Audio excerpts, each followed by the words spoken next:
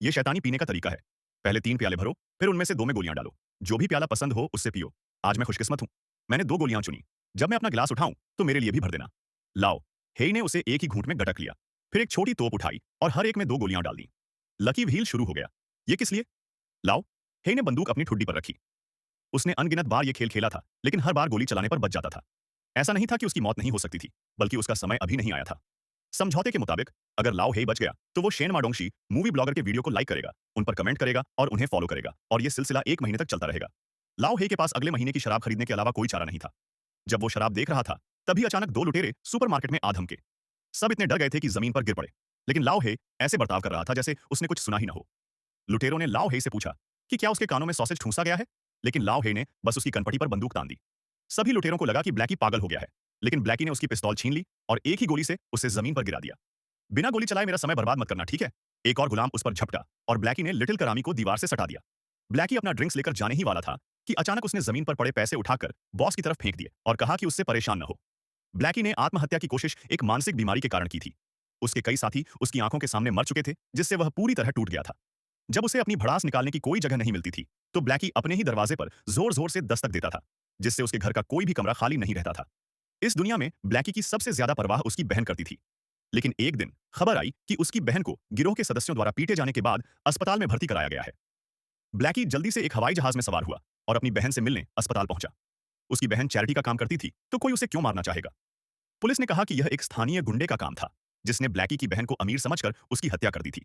लेकिन लाओ हेई को यकीन नहीं हुआ और वह अपनी बहन की हत्या वाली जगह पर वापस गया, लेकिन उसे कोई सुराग नहीं मिला। लाओ हेई अस्पताल लौटा तो एक नर्स उसे इंजेक्शन लगा रही थी। उसे ठंड लगने से पहले ही ऐंठन होने लगी। लाओ हेई नर्स को ढूंढने के लिए दौड़ा और समय पर इलाज मिलने से उसकी बहन बच गई। लाओ हेई ने अपनी बहन की डायरी देखी और एक छिपा हुआ नंबर ढूंढा। लाओ हेई ने नंबर डायल किया और कॉल करने वाले से मिला, जो उसकी बहन का एक सहकर्मी निकला। सहकर्मी ने बताया कि उसकी बहन ने कुछ संदिग्ध गैंगस्टर गतिविधियों का पर्दाफाश किया था, जिसके कारण हत्या का प्रयास किया गया था। जाने से पहले सहकर्मी ने उसे एक यूएसबी ड्राइव दी। वह आदमी अभी कार में बैठा ही था और तुरंत अपना दोपहर का भोजन ले गया, जिससे लाओ हेई को स्थिति का पता ही नहीं चला। अचानक उसने एक और महिला को देखा, वही नर्स जिसने उसकी बहन की हत्या की थी। महिला तेजी से भाग गई, लेकिन अचानक लोगों का एक और समूह पास में हमला कर रहा था। लाओ हेई समय रहते चकमा दे गया, जिससे पास के पुलिस अधिकारी को पूरी तरह से गोली लग गई।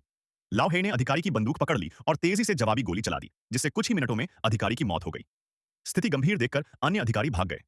क्या आप इस लात को बर्दाश्त कर सकते हैं? लाओ हेई की बहन को गिरोह के सदस्यों ने पीटा और अस्पताल भेज दिया। एक भाई होने के नाते उसे अपनी बहन का बदला लेना चाहिए। खोजबीन के दौरान लाओ हे ने जल्दी से अपनी बहन के बगल में संदिग्ध को पहचान लिया। लाओ हे एक बार में पहुंचा। लाओ हे की बहन पर हमला करने वाला संदिग्ध शौचालय में चला गया। लाओ हे दौड़कर उसके पास गया, उसका हाथ खोला और पूछा कि क्या वह उसकी बहन को जानता है।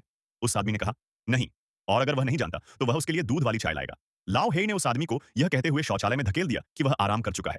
लाओ हे उससे पूछताछ करता रहा, लेकिन उसने फिर भी कोई जवाब नहीं दिया। लाओ हे ने उसे घूंसा मारा। लाओ हे जब ध्यान नहीं दे रहा था, उसके पीछे वाले आदमी ने एक स्टील का तार पकड़ा और बेशर्मी से उसे धक्का दे दिया। लाओ हेई ने उस पर पलटवार किया, उसे जमीन पर गिरा दिया और फिर उस आदमी के सिर पर जोर से वार किया। उसने अपना ठिकाना छुपाया और उत्तर पश्चिम की ओर चल पड़ा। लाओ हेई तेजी से पीछे हटा, लेकिन वह ज्यादा दूर नहीं जा सका। उसके अनुयायियों के एक समूह ने आखिरकार उसे ढूंढ निकाला। आगे भेड़िए और पीछे बाघ, चलो लड़ते हैं। करामी ने अपनी पिस्तौल निकाली, लेकिन लाओ हेई ने उसे गोली मार दी। उसने बंदूक को चकमा दिया और उन्हें मार गिराया। हालांकि दूसरी तरफ संख्या बल कम था। करामी तो करामी ही था और लोगों का एक समूह लाओ हेई के सामने कुछ भी नहीं था। लाओ हेई ने चीनी कुंग फू का इस्तेमाल किया और करामी को इतनी बुरी तरह पीटा कि वह अपनी मां को भी नहीं पहचान पाया। उसने अपना बैग फेंका और सड़क के उस पार खड़े आदमी को लात मारी। उसने एक आदमी को पकड़ा और एक मुक्का मारकर उसकी टांग तोड़ दी। उस कमजोर आदमी ने अपनी धाक जमाने की कोशिश की, लेकिन लाओ हेई ने उसे लात मारकर जमीन पर गिरा दिया और हिलने लगा। यह दमन का एहसास था। यह आदमी एक हट्टा-कट्टा आदमी था, जिसे अपने ही घर की दीवार तोड़ने का शौक था। लेकिन वह पागल नहीं था। लाओ हेई की बहन को गिरोह के सदस्यों ने पीट-पीट कर अस्पताल पहुंचा दिया और उसने अकेले ही पूरे गिरोह का सफाया कर दिया। गिरोह के सरगना को बगीचे में फेंक दिया गया। उसने ब्लैकी को मारने की कसम खाई। उसने भ्रष्ट पुलिस के साथ मिलकर ब्लैकी को मार डाला। उसने अपनी 60 मीटर लंबी कुल्हाड़ी निकाली और लड़ने के लिए तैयार हो गया। ब्लैकी कोई आसान शिकार नहीं था। वह तुरंत करामी के सामने प्रकट हुआ और उसे एक ही मुक्का मारकर गिरा दिया। ब्लैकी को मारना बहुत मुश्किल साबित हुआ। ये करामी उसके सामने कुछ भी नहीं थे और दोनों करामी मरने वाले थे। ब्लैकी अपने शिकार की सावधानीपूर्वक तलाश करता था और अपनी बहन को नुकसान पहुंचाने वाले किसी भी व्यक्ति को नहीं छोड़ता था। दोनों करामी मरने वाले थे, लेकिन ब्लैकी ने तुरंत चमक कर गोली चला दी, जिससे वे गिर पड़े। ये करामी उसके सामने कुछ भी नहीं थे और जल्दी ही ढेर हो गए। अचानक एक कुशल योद्धा दौड़ा और ब्लैकी की बंदूक छीन ली। यह आदमी काफी कुशल था, लेकिन ब्लैकी के सामने उसका कोई मुकाबला नहीं था। ब्लैकी ने उस पर जमकर प्रहार किया और उस आदमी ने अपना सर्वश्रेष्ठ प्रदर्शन दिखाने की कोशिश की, लेकिन उसे पैर से लात मारी गई। अचानक एक और करामी प्रकट हुआ, पूरी तरह से घमंडी। उसे ब्लैकी की ताकत का एहसास तब तक नहीं हुआ जब तक वह पूरी तरह से पराजित नहीं हो गया। करामी ने अपने हमले जारी रखे, लेकिन कोई फायदा नहीं हुआ, वह बुरी तरह पिट गया। अचानक गिरोह का नेता पीछे से हमला करने आया। अब ओल्ड ब्लैक 3 के खिलाफ अकेला था और 3 करामी कोई मुकाबला नहीं कर सकते थे। सही मौके का फायदा उठाते हुए उसने मुक्कों की बौछार कर दी। चाहे अकेले की लड़ाई हो या सामूहिक लड़ाई, तीनों करामी उसका कोई मुकाबला नहीं कर सकते थे। ओल्ड ब्लैक की न सिर्फ जबरदस्त क्षति थी, बल्कि उसकी तकनीक भी बेहतरीन थी। खास बात यह थी कि उसका बचाव कमजोर था। करामी के हमले बिल्कुल बेअसर थे। एक बार जब वह अपने प्रतिद्वंद्वी को पकड़ लेता, तो अपनी पूरी ताकत झोंक देता और उसका प्रतिद्वंद्वी विरोध नहीं कर पाता। इस करामी ने तुरंत बढ़त बना ली। अब जब सिर्फ यही एक बचा था, ओल्ड ब्लैक ने शांति से 2 स्टील के पाइप हथियार के तौर पर उठा लिए। दोनों के बीच कुछ वार हुए और ओल्ड ब्लैक को एक चाकू लगा, जिससे वह पूरी तरह से क्रोधित हो गया। करामी ने अपने हमले जारी रखे, लेकिन ओल्ड ब्लैक ने उसे ऐसा मारा कि वह जमीन पर गिर पड़ा और उठ ही नहीं पाया। वह मौत के कगार पर था। इस चाकू में वाकई एक काला तत्व था, जिसने ओल्ड ब्लैक को 2 और जख्म दिए। अगर एक बाघ अपनी ताकत नहीं दिखाता, तो क्या तुम मुझे बीमार बिल्ली समझते हो? उसने ओल्ड ब्लैक को ताना मारना शुरू कर दिया। अपनी बहन को हुए नुकसान के बारे में सोचकर वह अपना गुस्सा निकालने से खुद को रोक नहीं पाया।